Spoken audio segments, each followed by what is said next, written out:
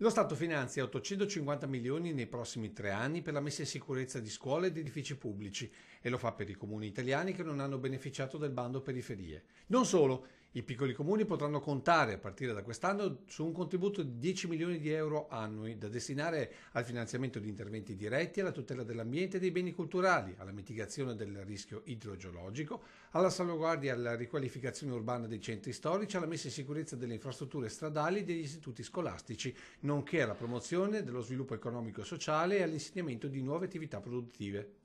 Un'ottima notizia quindi per i nostri territori? Per il sindaco di Santa Lucia decisamente no. Purtroppo il paradosso in questo Stato nemico dei comuni virtuosi è che sono stati finanziati tutti i comuni che hanno il bilancio in disavanzo, cioè chi in perdita ha preso dei soldi per mettere in sicurezza le proprie scuole, i propri edifici. Una notizia che ha fatto sussultare anche il governatore del Veneto Luca Zaia, che ha sottolineato come di questi finanziamenti non arrivi un euro ai comuni non solo del Veneto ma di tutto il nord-est. Svista sulla bozza di legge di bilancio del Ministero dell'Economia o volontà di recuperare elettoralmente zone perdute lo scorso 4 marzo?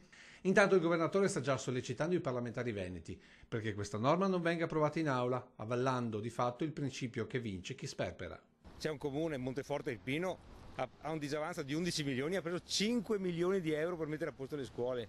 Quarto, Napoli, 32 milioni di disavanzo, anche questo ha preso 3 milioni di euro. In Italia lo Stato, che è pieno di debiti, premia i comuni che hanno i debiti e castiga invece i comuni che hanno l'avanzo di amministrazione, che sono in pareggio, che sono amministrati bene. Non si può andare avanti così con questa gentaglia che ci rende veramente la vita impossibile. Noi diventiamo matti a rispettare le regole, facciamo i salti mortali per far quadrare i conti, trovare le risorse, dare dei servizi, mettere in sicurezza le scuole e poi si crea il precedente che vengono premiati tutti questi comuni, tutti i comuni premiati sono in disavanzo, una roba vergognosa.